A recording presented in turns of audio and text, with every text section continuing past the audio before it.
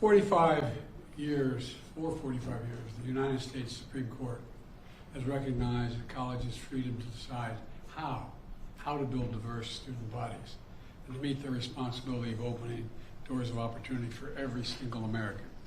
In case after case, including recently, just as a few years ago in 2016, the court has affirmed and reaffirmed this view, that colleges could use race not as a determinative factor for admission, but as one of the factors among many in deciding who to admit from a already qualified pool of applicants. Today, the court once again walked away from decades of precedent and as the dissent has made clear. The dissent states in today's decision, quote, rolls back decades of precedent and momentous progress, end of quote. I agree with that statement from the dissent. The court has effectively ended affirmative action in college admissions, and I strongly disagree with the court's decision. Because affirmative action is so misunderstood, I want to be clear, make sure everybody's clear about what the law has been and what it has not been until today. Many people wrongly believe that affirmative action allows unqualified students to be admitted ahead of qualified students. This is not how college admissions work. Rather, colleges set out standards for admission, and every student has to meet those standards. Then and only then, after first meeting the qualifications required by the school, do colleges look at other factors in addition to their grades, such as race. The way it works in practice is this. Colleges first establish a qualified pool of candidates based on meeting certain grade, test scores, and other criteria. Then and only then, it is from this pool of applicants, all of whom have already met the school standards, that the class is chosen after weighing a wide range of factors, among them being race. You know, I've always believed that one of the greatest threats of America, and you're tired of hearing me say it, is our diversity. But I believe that. If you have any doubt about this, just look at the United States military. The finest fighting force in the history of the world. It's been a model of diversity. And it has not only made our nation better, stronger, but safer. I believe the same is true for our schools. I've always believed that the promise of America is big enough for everyone to succeed, and that every generation of Americans, we have benefited by opening the doors of opportunity just a little bit wider to include those who have been left behind. I believe our colleges are stronger when they are racially diverse. Our nation is stronger because we are tapping into the full range of talent in this nation. I also believe that while talent, creativity, and hard work are everywhere across this country, not equal opportunity. It is not everywhere across this country. We cannot let this decision be the last word. I want to emphasize, we cannot let this decision be the last word. While the court can render a decision, it cannot change what America stands for. America is an idea unique in the world, an idea of hope and opportunity, of possibilities, of giving everyone a fair shot, of leaving no one behind. We've never fully lived up to it, but we've never walked away from it either. We will not walk away from it now. We should never allow the country to walk away from the dream upon which it was founded. That opportunity is for everyone, not just a few. We need a new path forward, a path consistent with a law that protects diversity and expands opportunity. So today I want to offer some guidance to our nation's colleges as they review their admission systems after today's decision. Guidance that is consistent with today's decision.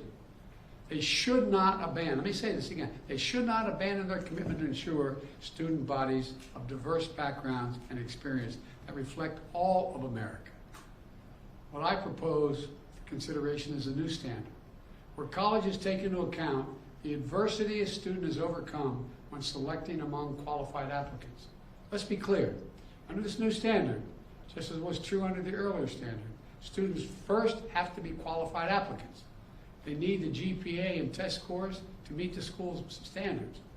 Once that test is met, then adversity should be considered, including a student's lack of financial means, because we know too few students of low-income families, whether in big cities or rural communities, are getting an opportunity to go to college.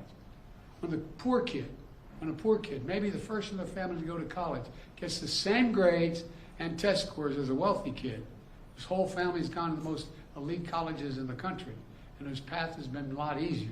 Well, the kid who faced tougher challenges has demonstrated more grit, more determination, and that should be a factor that colleges should take into account in admissions, and many still do.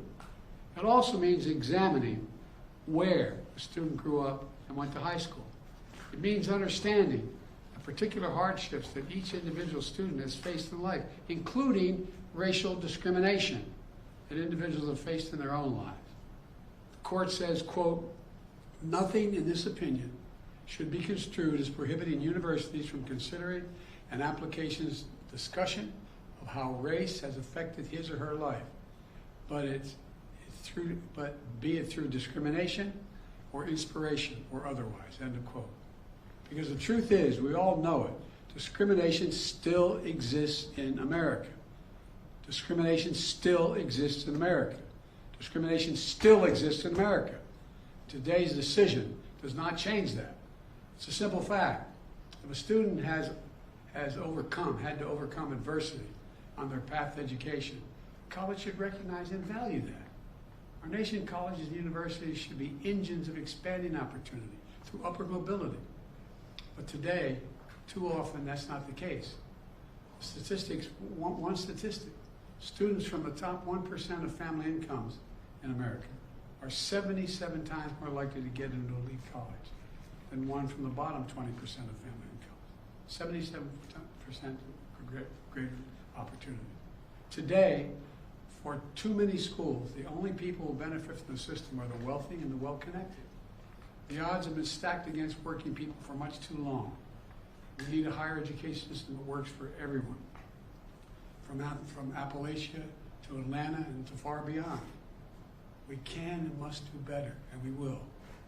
Today, I'm directing the Department of Education to analyze what practices help build a more inclusive and diverse student bodies and what practices hold that back.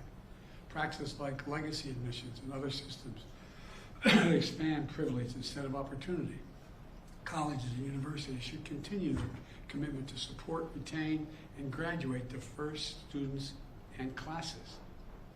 You know, companies who are already realizing the value of diversity should not use this decision as an excuse to turn away from diversity either. We can't go backwards. You know, I know today's court decision is a severe disappointment to so many people, including me. But we cannot let the decision be a permanent setback for the country. We need to keep an open door of opportunities. We need to remember that diversity is our strength. We have to find a way forward. We need to remember that the promise of America is big enough for everyone to succeed. You know, that's the work of my administration, and I'm always going to fight for that. And I want to thank you all.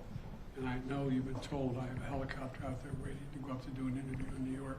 I'll be talking more about this, a live interview. But thank you very much, and we're going to have plenty of time to talk about this. But we're not going to let this break us. Thank you.